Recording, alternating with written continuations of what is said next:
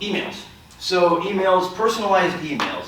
So emails, people make the decision. In fact, you make the decisions over your emails based on three things. One, who's it from?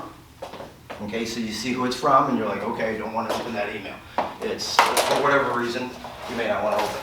Are we okay? I think we're already, we got enough power.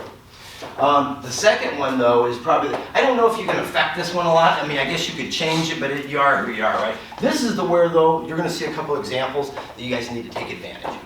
The subject line is a lot of times what makes you decide if you want to open it or not. You need to have some mystique and a little mystery, and maybe being even a little sexy at times, that subject line. I'll show you a couple examples, but you need them to go, what does he mean by this? So it needs to be a little vague, and if you use ...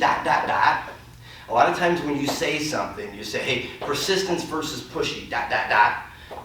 That indicates to somebody you have more to say, right? That I've got more to say. So a lot of mine you're going to see have the ... And then the last part is, the first 85 characters is about a sentence and a half, and that's called the pre-header. And a lot of times our emails are stupid, they're like flowery. So they see it's from you, they see, hey, it's from some card, they don't know who you are. So number one, if you were sending a customer an email, they may not know who you are, right?